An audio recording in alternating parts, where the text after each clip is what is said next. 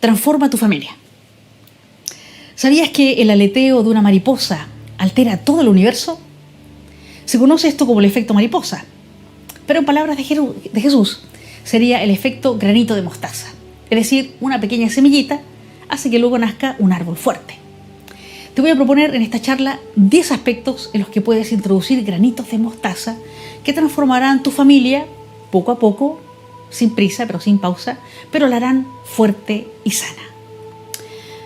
Primer granito de mostaza, los espacios. Es importante que cada familia nuclear tenga su propio espacio. Si se vive con otro miembro de la familia extensa, por ejemplo suegros, tíos, abuelos, es importante que la familia nuclear siempre salve sus propios espacios donde poder estar a solas. También es importante revisar cómo se sientan los espacios en la mesa, cómo se sientan los niños en la mesa, permitiendo que la cabecera, y cómo se sientan los papás, ¿verdad? Permitiendo que la cabecera de la mesa no solo lo ocupe el padre, sino también la madre, porque muestra así físicamente incluso que ella también tiene autoridad en el sistema. También es importante que los hijos no siempre se sienten en los mismos lugares, sino que puedan ir rotando, de modo que ninguno quede marginado de la cercanía de los padres. Así enseñamos a nuestros hijos a no competir por los primeros puestos, como nos enseña Jesús en la parábola de los invitados al banquete, ¿recuerdan? Y esto nos lo narra en el Evangelio de San Lucas, capítulo 14, del 7 en adelante. Segundo aspecto donde aportar un granito de mostaza, un cambio para transformar tu familia: las normas. Las normas familiares son pautas que regulan la conducta y la forma de relacionarse. Algunas de ellas son explícitas, es decir, siempre se están recordando y exigiendo de alguna manera a los miembros familiares. Por ejemplo, hay que lavarse las manos antes de ir a comer, niños. Hay otras normas, sin embargo, que son implícitas, es decir, el grupo familiar no es consciente de ellas y sin embargo las cumple. Como por ejemplo, hay familias en las que se dan los buenos días y las buenas noches y todos los miembros de la familia lo hacen sin darse cuenta. Pero estas normas familiares, tanto las explícitas como las normas familiares implícitas, hay que revisarlas, ojo. Hay que revisarlas para comprobar que están cumpliendo su objetivo, que son normas justas, que son normas buenas y no abusivas. Por ejemplo, lamentablemente todavía en muchas de nuestras familias hispanas, las niñas deben tenderle la cama y servirle la comida a sus hermanos varones. Esta norma, a veces explícita y otras veces implícita, hay que revisarla, porque estamos en un nuevo tiempo y debemos preparar a los niños varones a colaborar en las labores domésticas y también preparar a las niñas hoy para capacitarlas, de modo que también ellas puedan aportar económicamente a sus hogares. Hay que estar atentos también para que las normas no sean rígidas, sino flexibles. Por ejemplo, en el horario de regreso a casa, que sufrimos todos en la familia cuando somos adolescentes. Los adolescentes siempre están peleando para llegar un poquito más tarde. Hay familias que tienen la norma fija de que antes de las 10 de la noche, por ejemplo, los hijos jóvenes regresen al hogar. Pero esta norma debe ser flexible, por ejemplo, por favor, papás, cuando se trate de una fiesta o un festejo importante. Esta flexibilidad de la norma, para revisarla, es muy, muy importante. Jesús, nuestro Maestro y Señor, se mostró muy cumplidor de muchas normas, incluso pagando los impuestos, cuando le dice a Pedro, en el Evangelio de San Mateo, capítulo 17, del 27 en adelante, le dice a Pedro: oye Pedro, ve al lago, echa el anzuelo y el primer pez que pique, agárralo. Ábrele la boca y encontrarás una moneda. Tómala y paga los impuestos por ti y por mí. Pero sin embargo, nuestro Maestro, Jesús, es flexible y se salta la norma. Por ejemplo, haciendo curaciones en sábado. Incluso afirmando que el sábado está hecho para el hombre y no el hombre para el sábado. Es decir, la norma, recuerden, está al servicio de la persona, debe ser flexible, debe ser revisada y no al revés. Marcos 2, capítulo 27. Otro aspecto a revisar, donde poner el granito de mostaza, son los límites. Una familia se compone a su vez de subsistemas. Por ejemplo, marido y mujer forman su sistema. Madre, hijo o hijos pequeños forman su sistema. Los hermanos forman otro subsistema dentro de la familia. Cada miembro de la familia puede pertenecer a diferentes subsistemas, en los que posee, ojo, diferentes niveles de poder y los que aprende diferentes habilidades. Por ejemplo, una misma persona en un sistema familiar puede ser hijo en un subsistema, hermano mayor en otro o padre en otro subsistema. Para que la familia funcione bien, es muy importante que hayan límites entre los subsistemas y estos límites sean claros y se respeten. Por ejemplo, cuando un hermano mayor se pasa de la raya con un hermano pequeño, los padres deben intervenir diciéndole: oye, no eres el padre de tu hermano para castigarlo. Si él se comporta mal, dímelo y yo hablaré con él. Con esto los padres aclaran el límite al hermano mayor, haciéndole entender que el poder ejecutivo y la autoridad en la familia lo ejercen solo los padres y que él solo es su hermano.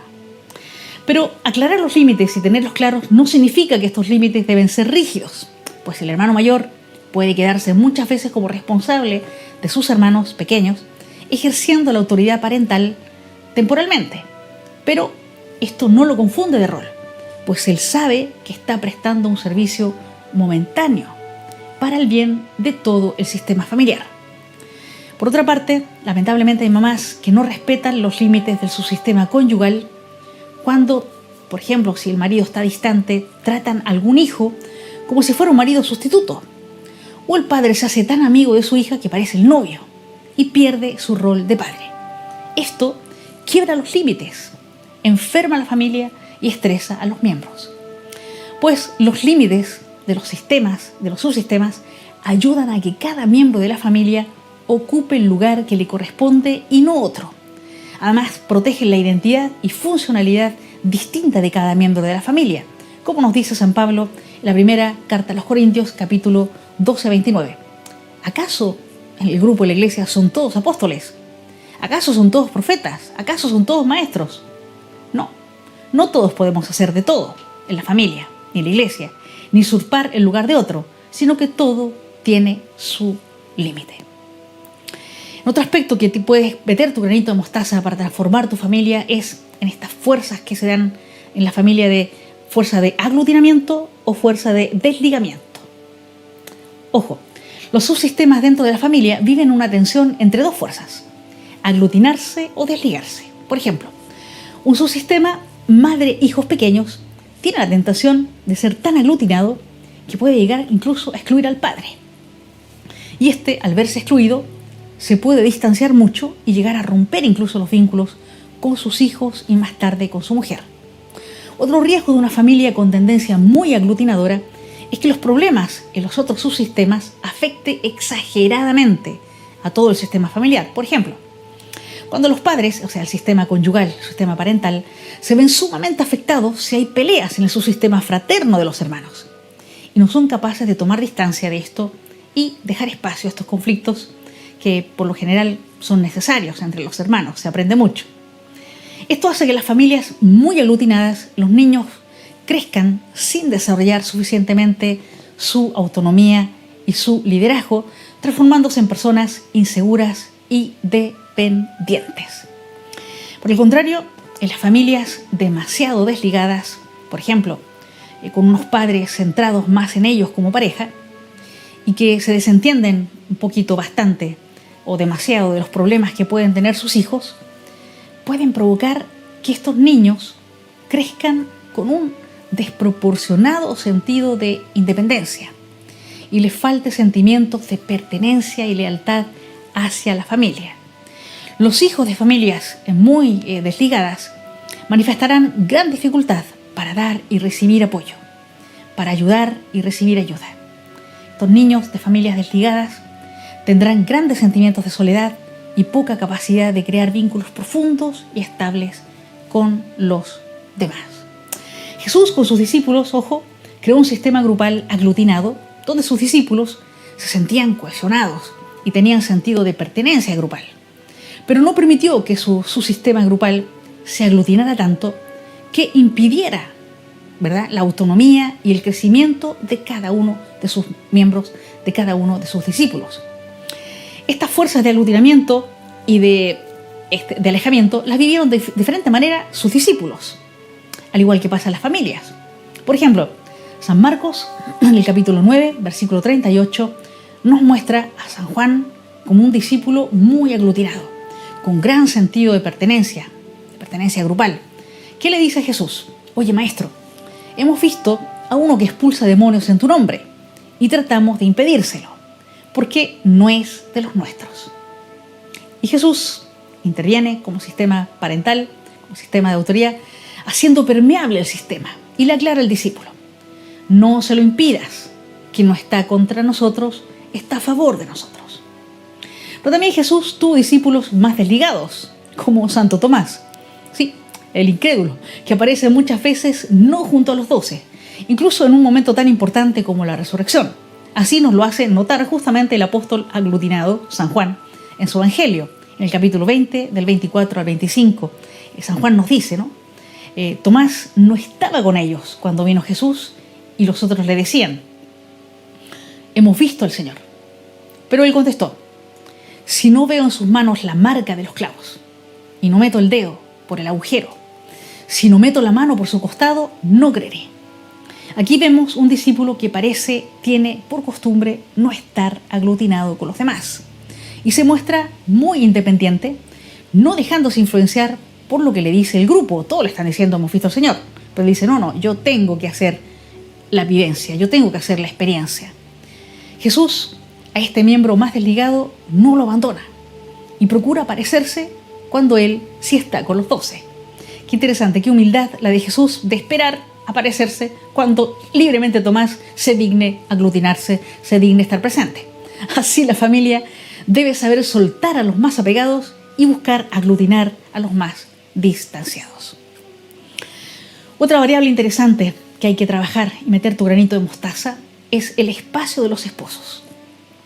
Es muy importante que los esposos, aunque tengan muchos hijos, siempre tengan un espacio solo para ellos. Es decir, haya límites y los hijos se queden fuera. Sí, fuera. En ese espacio propio los esposos deben darse apoyo y revisar la complementariedad que están llevando en el día a día, siendo uno el puntal del otro, apoyándose y complementándose, no compitiendo ni desvalorizándose.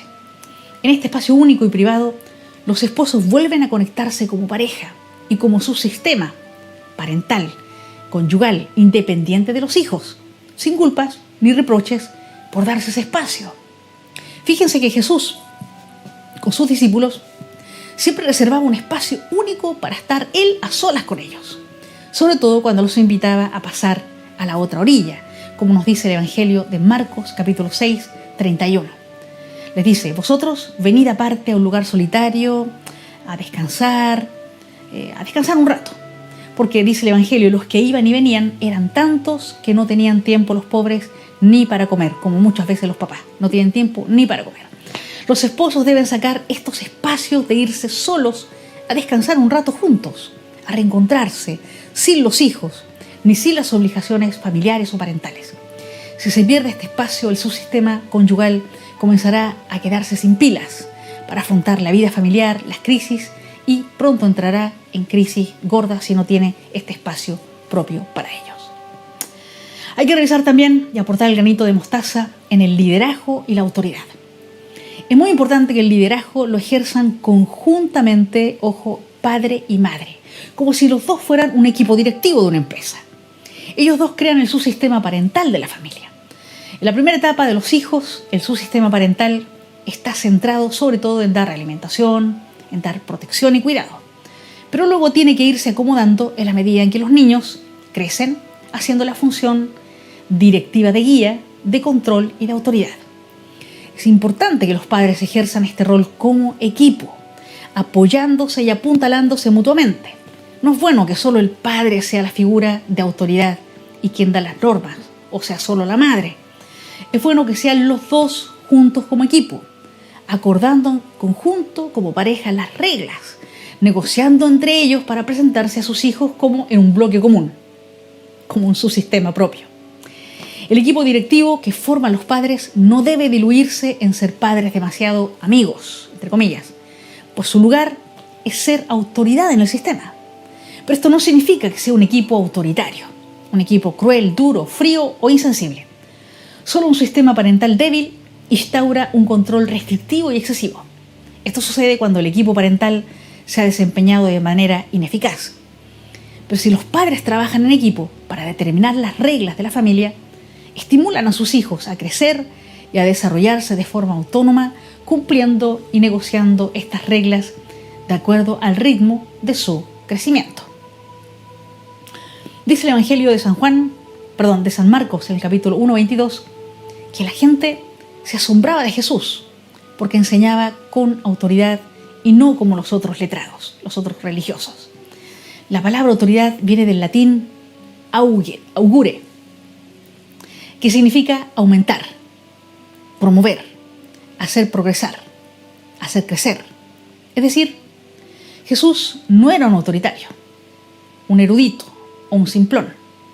Tenía tal fuerza de atracción y motivación su ejemplo y palabra que promovía, motivaba, hacía crecer y progresar a los demás. Así es la tarea parental de autoridad que deben ejercer los padres en equipo hacia sus hijos, motivarlos, promoverlos, atraerlos, hacerlos crecer con su ejemplo de vida y sus palabras.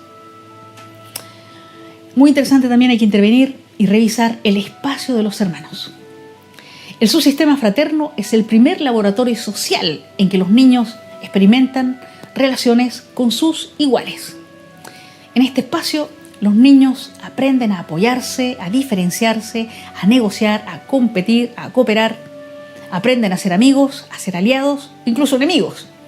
Es importante que los padres les dejen este espacio y no estén constantemente interfiriendo siempre en el sistema fraterno. Así pueden ejercer su derecho, los hermanos, a la privacidad, a tener sus propias tareas e intereses y a disponer de la libertad de equivocarse, la libertad de tener conflictos entre ellos, de explorar y aprender de los errores o de los otros hermanos. Fíjense que Jesús, como autoridad sana, dejaba espacio a sus discípulos. No solo les da autonomía enviándolos de dos en dos, como nos dice el Evangelio de San Marcos en el capítulo 6, versículo 7, que los envía de dos en dos a predicar, sino que en el día a día les deja espacio para que los discípulos tuvieran sus propias iniciativas, sus propias discusiones y conflictos. San Marcos, en el capítulo 9, del 33 al 34, nos revela un interesante conflicto en el seno del subsistema fraterno de los discípulos. Jesús los viene observando de hace rato y casi al llegar a la aldea donde iban, les preguntan: oye, ¿de qué hablabais por el camino? Y ellos se quedaron calladitos porque iban discutiendo quién era el más grande, quién era el más importante. Jesús les deja este espacio fraterno para que tengan sus conversaciones, para incluso tengan sus discusiones, sus conflictos, interviniendo puntualmente. Así los padres deben respetar el subsistema fraterno con sus pequeños problemas, conflictos, juegos, rivalidades, e intervenir solo puntualmente para en algunos momentos sí verdaderamente poner orden, poner justicia, poner control, o en otras ocasiones solo para dar apoyo o alguna enseñanza. Es importante también en la familia revisar los roles y los estatus. En la familia, escuchen bien, cada miembro ocupa un rol. Y un rol tiene derechos, deberes y un estatus dentro del sistema familiar. Pero hay que revisar estos roles y el estatus que van adquiriendo en el sistema familiar. Hay que estar atentos a que los padres asuman su rol de padres como equipo directivo del sistema familiar y no se convierta ningún cónyuge en un hijo más, dejando a uno de los padres solo al frente de la dirección.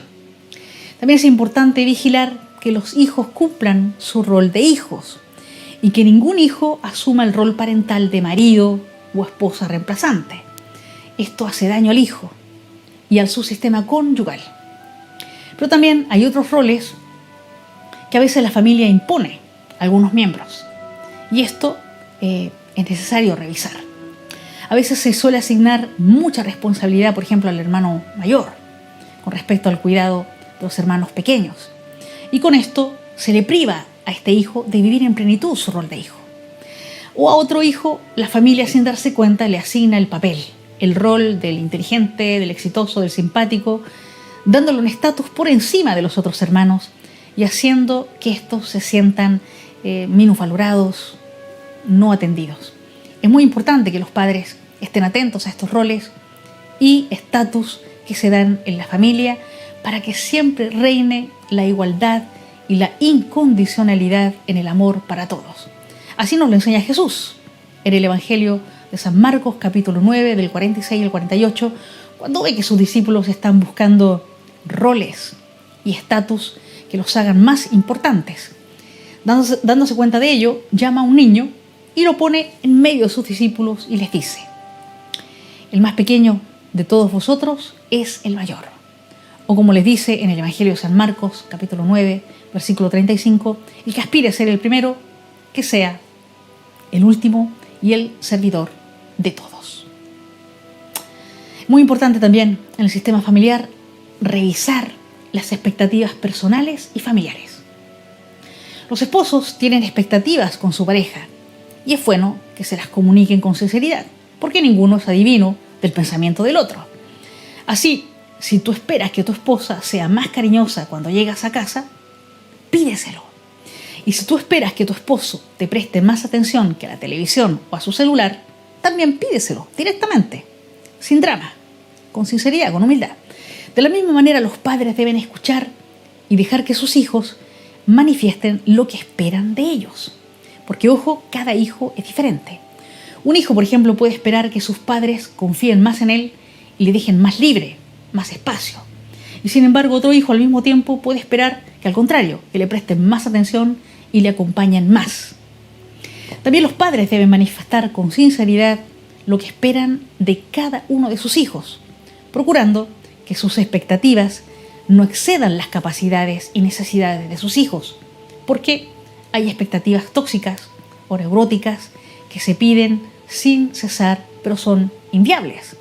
Así, por ejemplo, un esposo no puede pretender, no puede tener una expectativa que su mujer sea sexy las 24 horas del día. Esto es imposible. O la mujer no puede pretender que su marido le cubra todas sus necesidades y caprichos económicos o materiales, porque la cosa económica se hace de a dos. También pueden haber expectativas tóxicas de los padres hacia los hijos. Hay madres que esperan que su hijo mayor sea un segundo marido, el hombre de la casa, y abdican anticipadamente de su rol parental, cargándole al hijo esta responsabilidad cuando todavía es pequeño, es hijo. Y también hay hijos que pueden tener expectativas irrealistas con sus padres, exigiéndoles siempre que le apoyen en todo, pero lo normal es que los padres disientan a veces con sus hijos y muestren también desacuerdo. Para esto son padres, y esto también es sano y es motivo de aprendizaje para ambos. Ser conscientes de las expectativas personales que tenemos dentro y hacia nuestras familias es necesario, porque debemos conocerlas y revisarlas si son realistas, si son sanas y justas. También es bueno aprovechar las experiencias de decepción, cuando nuestras legítimas expectativas no se ven satisfechas y nos decepcionamos. Esta experiencia de decepción de nuestras expectativas es muy enriquecedora si la aprovechamos bien. Así les pasó a los peregrinos de Emaús.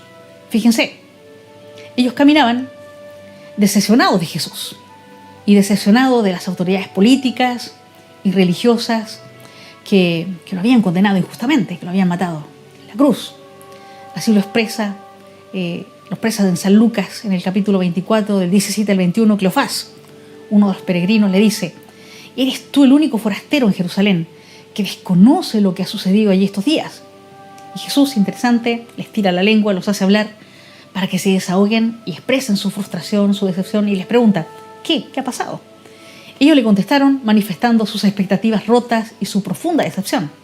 Le dicen: lo de Jesús el Nazareno, que era un profeta poderoso en obras y palabras ante Dios y ante el pueblo.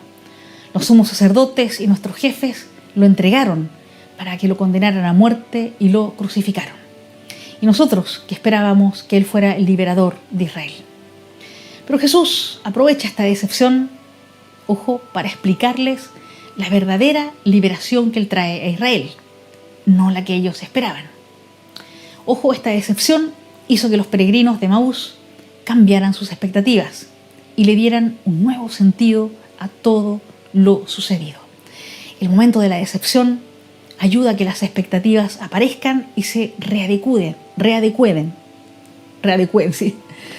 Y ayuda a leer la vida de otro modo y a retomar el camino abandonado con un nuevo sentido. Así hicieron los de Emaús. Se regresan a Jerusalén ese mismo día, pero ya sus expectativas han cambiado y ahora todo cobra un nuevo sentido. Y por último, es muy importante revisar los castigos y premios. Como en todo grupo humano, en la familia se crea un sistema de castigos y premios para el grupo familiar en general, para los subgrupos que haya dentro del sistema o para cada miembro en particular. Así, por ejemplo, hay familias que se premian con buenas vacaciones o familias que se castigan a sí mismas no compartiendo momentos ni espacios recreativos juntos. La mayoría de las familias no son conscientes de sus sistemas de premios, de sus sistemas de castigo, pero hay que abrir los ojos para revisarlos y mejorarlos. Por ejemplo, hay familias que premian con la atención solo a los hijos más simpáticos y comunicativos y no prestan atención a los miembros más callados o tímidos. Hay otras familias que premian con cuidados a los miembros más enfermos, descuidando de cuidados a los miembros más sanos que también merecen ser atendidos y protegidos. Otras familias solo dan premios materiales, comprándoles cosas materiales a sus hijos y no los premian con caricias afectivas, con amor y gratitud sincera. Fíjese que esta gratificación o premio psicológico y emocional es más efectivo que los premios materiales. Hay que revisar constantemente a qué miembro o subgrupo familiar premiamos y cómo lo premiamos. Jesús nos enseña que Dios premia reconociendo la labor de su siervo fiel, llenándolo de gozo y además confiándole más cosas. Así nos dice el Evangelio de San Mateo, capítulo 25, 23 en adelante. Cuando Dios le dice al servidor que trabajó y multiplicó los talentos, le dice: bien, siervo bueno y fiel, más cosas te confiaré, entra en el gozo de tu Señor. No hay mayor premio para un hijo que su padre o su madre le reconozca su esfuerzo, le reconozca su talento, se alegre con él y además le confíe más responsabilidades.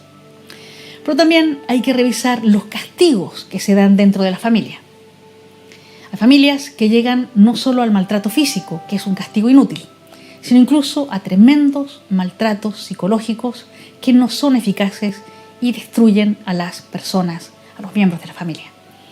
Es siempre bueno negociar los castigos con los hijos o los esposos, de modo que ellos mismos se inventen un sistema de castigos acordado de mutuo acuerdo. Así, cada miembro familiar sabe que sus acciones tienen consecuencias y que ellos mismos las han aceptado. Siempre es bueno dar el castigo cuando no estás enojado o cuando no tienes cólera. Es mejor esperar, se te pase la rabia y afrontar la mala conducta después, con más tranquilidad y con más paz. El castigo más eficaz nace del amor y siempre deja una alternativa. Por ejemplo, si acordaste con tu hijo que si no colabora en casa le quitarías el acceso a la televisión o al teléfono por 2 días, a la par que le quitas esto, déjale un libro en su cuarto para que pueda leer algo interesante. Así aprovecha el castigo para no solo sentir la ausencia de lo que se le quitó, no solo recapacitar por su conducta, sino también que es una oportunidad para hacer algo positivo, como leer durante el tiempo que le dure el castigo. Los castigos más eficaces se acompañan también de una buena conversación donde se escucha al miembro que ha fallado y se le explican las cosas haciéndolo recapacitar. Jesús corregía a sus discípulos de una manera muy, muy efectiva. Recordemos la cena en que Pedro niega a Jesús. El Evangelio de San Lucas, capítulo 22, versículo 61, nos cuenta que apenas Pedro niega ser amigo de Jesús, cantó el gallo, y Jesús se volvió para mirar a Pedro. Esta mirada del Señor bastó para que Pedro llorara amargamente. ¿Qué tendría esa mirada del Señor? ¿Qué le diría con la mirada que Pedro lloró amargamente? Pero ojo, no se suicidó como Judas por esa mirada, sino que volvió y fue un servidor fiel hasta la muerte. ¿Qué tendría esa mirada? Hermanos y hermanas, los espacios, las normas, los límites, las fuerzas de aglutinamiento o desligamiento, el espacio de los esposos, el liderazgo y la autoridad, el espacio de los hermanos, los roles y estatus, las expectativas personales y familiares, los castigos o los premios, sea el aspecto que sea por donde comiences a introducir pequeños cambios, pequeños granitos de mostaza, afectará a todo tu sistema familiar, que será cada vez más sano y feliz. Mucho ánimo y transforma tu familia. Quiero acabar esta charla con una canción muy especial que te comparto a continuación, que nos habla de la iglesia, de la parroquia y de la familia como un cuerpo vivo, donde cada uno es distinto, donde cada uno tiene funciones distintas y tareas distintas, pero es consciente que todos los miembros, hasta los más débiles y pequeños, son necesarios y que se necesitan mutuamente. Seamos así en la familia de nuestra iglesia, en la familia de nuestra parroquia y en nuestra familia doméstica. Seamos un solo cuerpo, seamos un solo corazón y una sola alma. Transformemos nuestra familia.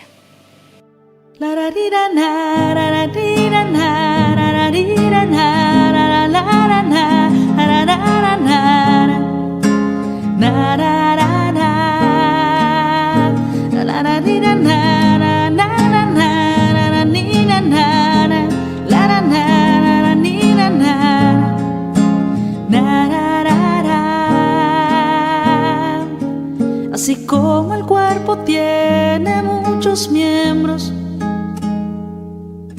y sin embargo es solamente uno, así también fuimos bautizados en un solo espíritu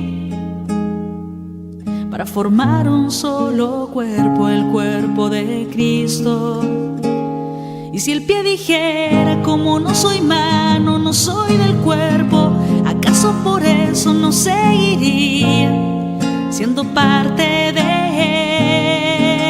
él? Y si todo el cuerpo fuera ojo, ¿dónde estaría el oído? Si fuera oído, ¿cómo podríamos oler? Dios dispuso a cada uno de esos miembros según un plan bien establecido, porque si todos fueran un solo miembro, ¿dónde estaría todo el cuerpo entero? El ojo no puede decir a la mano no te necesito, ni decir lo mismo la cabeza a los pies. Más aún los miembros que parecen débiles, más necesarios son para el cuerpo, y los menos dignos adornamos más bien. Y si un miembro sufre, todos sufren, y si un miembro lo honran, todos se alegran. El cuerpo de Cristo formamos nosotros.